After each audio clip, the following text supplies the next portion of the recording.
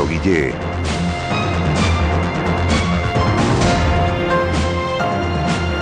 ¿Cómo va el proceso de postulación a subsidios para vivienda a la clase media? Usted sabe que ya está corriendo el plazo y no va a ser que lo pille porque es más o menos hasta mediados de julio, por lo que yo recuerdo.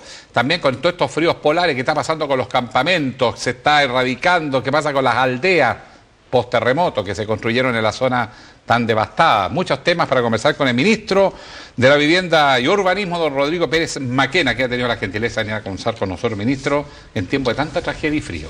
Al contrario, muchas gracias por esta invitación. Un gusto estar aquí nuevamente. Antes de entrar en los temas que habíamos concordado, estamos con los tremendos temporales y una cosa inédita en el norte, porque un día es polvo, no sé de dónde viene, en Iquique yo habría supuesto el Cerro del Dragón, pero en otra parte no sé, porque es varias ciudades del norte, y después lluvia, y muy cerca del borde costero nieve. Eso es así que yo, ese combinado no lo había visto nunca. No, yo tampoco, la verdad. Y qué raro eso, ¿no? Los serbios están haciendo un catastro de damnificados, lo que sabemos hasta ahora que aproximadamente se trata de 3.000 viviendas damnificadas y en este caso, al igual como se hizo en el terremoto, bueno, primero el Ministerio del Interior tiene las herramientas para ayudar a los damnificados, pero el Ministerio de la Vivienda también tiene sus herramientas como se hizo en el caso del terremoto del 27 de febrero, así que en este caso en particular existe la posibilidad de, hay un decreto que se conoce como el de protección al patrimonio familiar o 3PF, que se puede utilizar para ir en ayuda de las familias que sean objeto de obtener un subsidio, sean factibles. En el caso de, porque bueno, estamos recién viviendo el problema, todavía no se tiene la evaluación como para saber si se va a tener que intervenir, pero en principio hay posibilidades de intervenir, ¿no? Absolutamente, estamos hablando de 3.000 familias, es un monto importante, pero no tenemos el catastro definitivo, esto es una cifra preliminar, no sabemos tampoco de esas 3.000 familias cuántas podrían ser factibles de obtener un subsidio, en este caso de vivienda, y insisto, el Ministerio del Interior también tiene sus propios recursos. Hemos tenido un invierno más que crudo, el año pasado fue la lluvia, este es el frío. Sí. ¿Qué está pasando con los campamentos en general? ¿Usted va a hacer un monitoreo como para ir sabiendo lo que va pasando con todos estos campamentos, la gente que vive en condiciones de mayor pobreza o vulnerabilidad, como se dice ahora?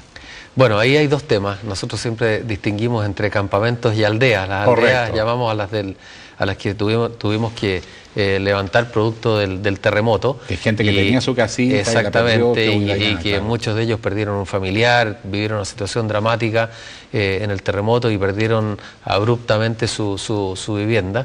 Y son aproximadamente 4.300 familias, principalmente en la octava región, concentradas en la octava región. Ahora, yo recuerdo que el invierno pasado esa gente, las de las aldeas, sufrieron bastante porque como estaba un poquito improvisado, venía el agua, se les metía a las casas, hubo que ponerles nylon, fue toda una acuática que ocurrió el año pasado, perdona la expresión, una problemática que se produjo el año pasado. ¿Este año han llevado registros y están resistiendo bien el invierno? Sí, absolutamente. De hecho, los temporales que tuvieron mucho viento, incluso hubo por ahí una voladura de un techo, pero nada relevante en el caso de las aldeas, y se trabajó durante mucho tiempo con mucha anticipación en distintas iniciativas. En primer lugar, ayuda psicosocial, se trabajó, hemos estado cerca de los dirigentes, cerca de las familias, se implementó también un sistema de ayuda directa a través de los municipios con 1.500 millones de pesos, en la cual participaron las propias familias en decidir en qué se iban a usar esos recursos, por ejemplo,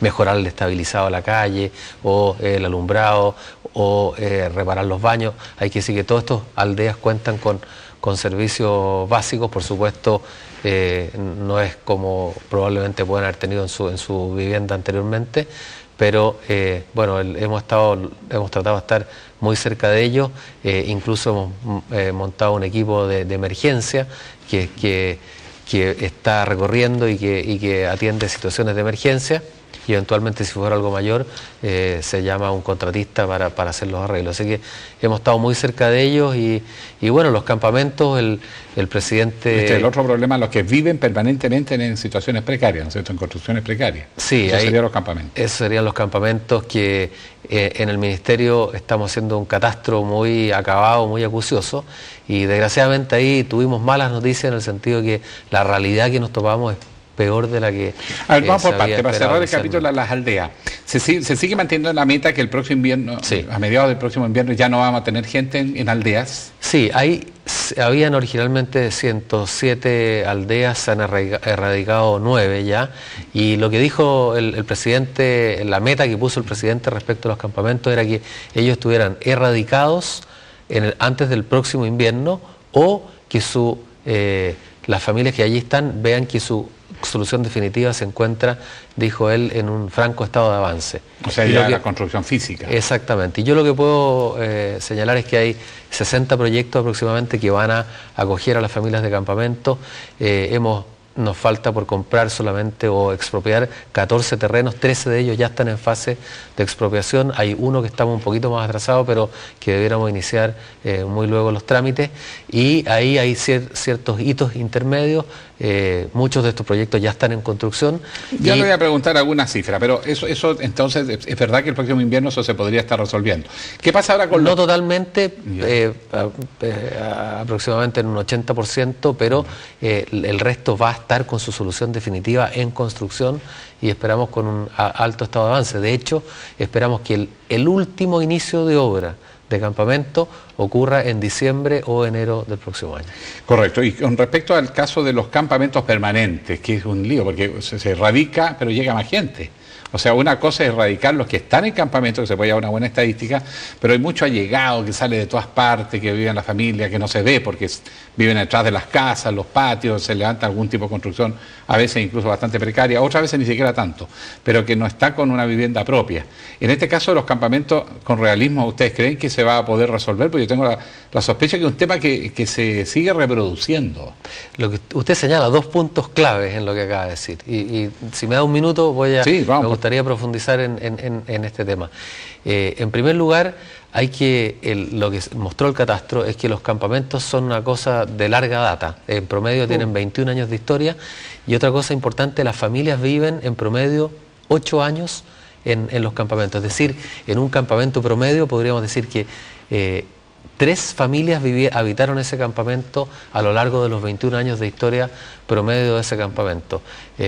Lo que hace que sea una realidad compleja y hay que atacar el problema de los campamentos tratando de erradicarlo o radicarlos, que allí donde estaba el campamento hay un conjunto habitacional o un parque, y tratar de dar una solución definitiva al problema. Y lo otro, lo que usted señala, es que el catastro mostró que había 28.000 familias en campamentos, no 20.000 como se pensaba, 706 campamentos, no 500, y en ese sentido lo que es importante tener presente que aparte de esas 28.000, y usted lo decía, hay 300.000 familias viviendo de allegados, en condición de vulnerabilidad, hacinados en un departamento. Pero vamos a una pequeña pausa o en un fondo de y hablemos de esto, porque no hemos hablado mucho de los allegados. Pausa y continuamos conversando con el ministro de Vivienda, Rodrigo Pérez Maquena. Ya va a volver. Mano a mano con